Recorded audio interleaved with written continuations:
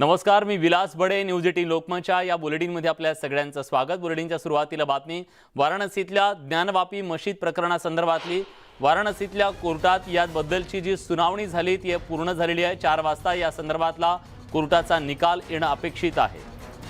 सुनावणी पूर्ण झालेली आहे. वाराणसीच्या कोर्टामध्ये आज ज्ञानवापी मशीद प्रकरणी दावे प्रतिदावे दोन्ही बाजूंनी केले जात आहेत आणि या संदर्भात 4 वाजता कोर्टाचा जो निर्णय आहे तो येऊ शकतो, कारण सुनावणी ही आता पूर्ण झालेली आहे आणि त्यामुळे संपूर्ण देशाचं लक्ष लागलंय ते ज्ञानवापी मशीद प्रकरणी. आता कोर्टाचा निर्णय नेमका काय येतो. कालच हिंदू पक्षांकडून जो दावा करण्यात आलेला होता त्यानुसार तिथं शिवलिंग आढळलेलं होतं, पण मुस्लिम पक्षकारांनी मात्र हा दावा फेटाळून लावला.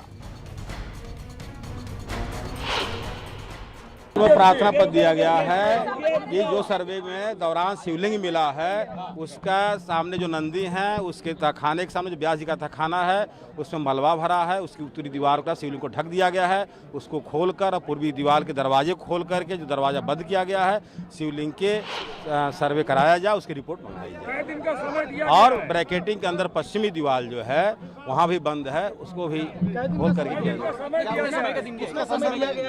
न्यायालय भी आदेश नहीं किए है यार।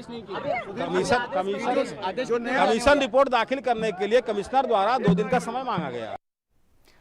प्रशांत लीला रामदास आपले दिल्लीचे प्रतिनिधी आता आपल्यासोबत आहे. प्रशांत, आज कोर्टात काय काय झालं, काय तपशील आहे आजच्या सुनावणीचा? आज वाराणसीच्या स्थानिक कोर्टामध्ये जो अहवाल कोर्ट कमिशनला द्यायचा होता त्या संदर्भात एक याचिका दाखल करण्यात आली, म्हणजे अर्ज दाखल करण्यात होता. त्या अर्जामध्ये म्हटलं होतं की कोर्ट कमिशनला जो अहवाल दाखल करायचा आहे त्या अहवाल दाखल करण्यासाठी काही दिवसाची अतिरिक्त मुदत देण्यात यावी.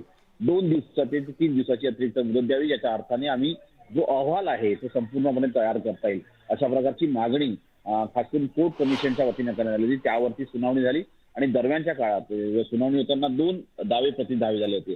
कोर्ट कमिशन मधले 2 सदस्य जे आहेत त्यांनी एकाने म्हटलं होतं की अहवाल पूर्ण तयार झाला आहे, दुसऱ्यांनी म्हटलं होतं की दुसरा जो सदस्य त्यांनी म्हटलं होतं 50% अहवाल पूर्ण झालेला आहे. या दोन्ही याच्यावरती सुनावणी झाल्यानंतर कोर्टाने या संदर्भात स्पष्ट केलं की साधारणतः 3 दिवसाची मुदत देण्याची शक्यता आहे, पण अंतिम निर्णय जेव्हा 4 वाजता या संदर्भातला आदेश येईल लिखित स्वरूपामध्ये तेव्हा स्पष्ट होईल. कारण की ज्या पद्धतीनं ज्ञानवापी मशिदीच्या प्रकरणामध्ये ज्या पद्धतीची चर्चा सुरू झालेली आहे की तिथे कुठेतरी हिंदू जे आहेत त्यांना मान्य जाणारे शिवलिंग तिथे आढळला असा दावा हिंदू पक्षाच्या वतीने केला जातोय. हा दावा कोर्टाचं काम मस्जिद कमिटीने केला आहे. त्यांनी म्हटलंय की अजून अहवालच पुढे आलं नाही, का आपण असे दावे का करताय. आणि ज्या पद्धतीनं जो शिवलिंगा संदर्भात आपण जे बोलत आहे शिवलिंग नसून तो फवारा आहे, अशा सगळ्या चर्चा सुरू झालेल्या आहे.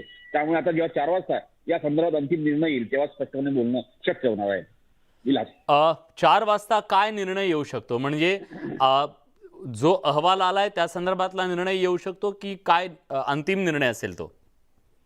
नाही, निर्णय आज जी अर्ज होता तो अर्ज होता अहवाल मांडण्यासाठी अतिरिक्त मुदत मिळावी हा अर्ज करण्यात आलेला आहे. त्याच्यावरती सुनावणी झालेली आहे. महत्वाचं म्हणजे या अहवालाच्या संदर्भात अंतिम निर्णय आज येण्याची शक्यता ती मात्र नाहीये, कारण की अहवाल कोर्टाने स्पष्ट केलं होतं की कोर्ट कमिशन अहवाल तयार करेल, तो अहवाल कोर्टात मांडेल, त्यानंतर कोर्ट आपली भूमिका निश्चित करेल की या संदर्भात काय निर्णय घ्यायचा आहे. मस्जिदीच्या संदर्भात किंवा मंदिराच्या संदर्भात वाद सुरू झालाय, मंदिर विरुद्ध मस्जिद असं सुरू आहे, एक मंदिर आहे की मस्जिद आहे असं जी चर्चा सुरू झाली आहे त्याचा निर्णय नंतर होईल, पण आज निर्णय होण्याची शक्यता आहे की किती मुदत वाढ मिळेल म्हणून. बरं, धन्यवाद प्रशांत, तुम्ही दिलेल्या सगळ्या सविस्तर माहितीबद्दल.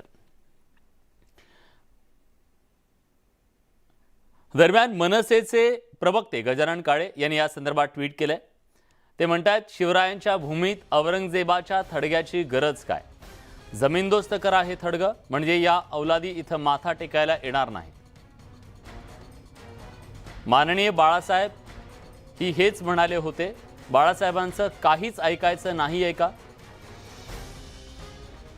नाहीतरी औरंगाबादच्या नामांतरावरून सरळ सरळ पलटी मारली आहे मामू, असं ट्विट त्यांनी केलंय. त्यामुळे एक नवा वाद निर्माण झालाय.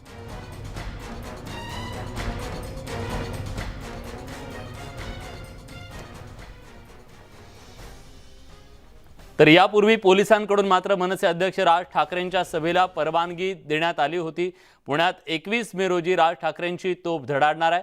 राज ठाकरेंच्या सभेला पुणे पोलिसांनी परवानगी दिली. 21 मे रोजी डेक्कनला नदीपात्रात ही जाहीर सभा होणार आहे. या सभेत राज ठाकरे, उद्धव ठाकरेंनी केलेल्या टीकेला काय प्रत्युत्तर देतात हे पाहणं महत्त्वाचं असेल। दरम्यान महाविकास आघाडीच्या अनेक नेत्यांनी राज ठाकरे यांच्या विरोधात अनेक वक्तव्य केलेली होती। त्या वक्तव्यांचा सुद्धा राज ठाकरे समाचार घेऊ शकतात। उद्धव ठाकरे यांनी मुंबईतल्या सभेमध्ये सुद्धा मुन्नाभाई असं म्हणत एक प्रकारे नाव न घेता खिल्ली उडवलेली होती राज ठाकरे यांच्या भोंग्यांच्या संदर्भातल्या विधानांची आणि त्यांनी घेतलेल्या हिंदुत्वाच्या भूमिकेची।